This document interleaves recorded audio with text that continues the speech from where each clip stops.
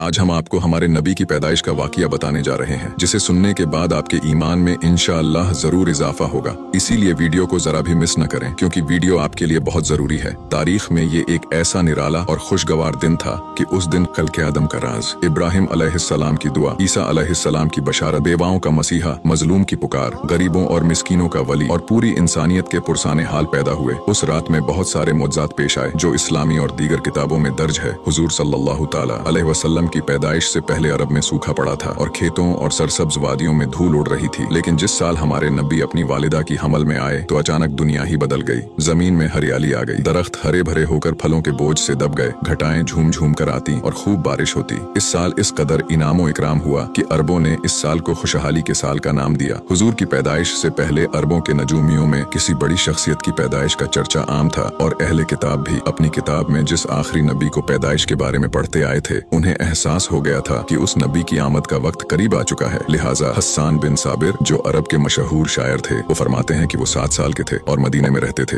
एक दिन अचानक उन्होंने एक यहूदी को एक बुलंद मुकाम पर चीखते हुए सुना। वो कह रहा था कि ए यहूदियों, आज रात अहमद का सितारा चमक उठा है जिसमें वो पैदा होगा। इस तरह के कई सारे वाकयात अरबों की किताबों में मिलते हैं, जिससे पता चलता है कि हुजूर की पैदाइश के साल ही लोगों को ये इल्म हो गया था कि उस अजीम हस्ती की आमद बहुत करीब है जो दुनिया की तारीख को बदल कर रख देंगे। नबी सल्लल्लाहु अलैहि वसल्लम की वालिदा ने आपकी पैदाइश के वक्त एक ख्वाब देखा कि उनमें से एक नूर निकला जिससे मुल्क शाम के मोहल्लात रोशन हो गए। लिहाजा जब हुजूर सल्लल्लाहु ताला अलैहि वसल्लम पैदा हुए तो उनकी वालिदा से ऐसा नूर जाहिर हुआ जिससे चारों तरफ हर चीज रोशन हो गई। वो नूर इतना रोशन था कि बीबी आमिना ने शाम के शहर बसरा के मोहल्लात देख लिए। हजरत उस्मान इब्ने अबी आस रजी अल्लाह ताला अन्हु से रिवायत है कि मेरी वालिदा ने बताया कि मैं उस रात हजरत आमिना के पास थी जिस रात नबी की पैदाइश हुई। मैं घर में हर तरफ रोशनी और नूर देखती और महसूस करती थी जैसे कि सितारे करीब चमक रहे हैं, यहाँ तक कि मुझे लगा कि ये मेरे ऊपर गिर पड़ेंगे। जब आपकी विलादत हुई तो खाना काबा नूर से चमक उठा और सितारे जमीन के करीब हो गए। फरिश्तों ने आहिस्ता और ऊंची आवाज से ऐलान किया। जिब्राइल अलैहिस्सलाम बशारत लाए और अर्श खुशी से झूम उठा। बीबी आमिना के घर में परिंदे भेज दिए गए जो अपनी चोंच के जरिए मोती बिखेर रहे थे। बीबी आमिना के इर्द गिर्द फरिश्ते खड़े हो गए और उन्होंने अपने परों को फैला दिया। दुनिया की हर मखलूक तस्बीह करने लगी और इमाम कायनात की आमद में झूम उठे।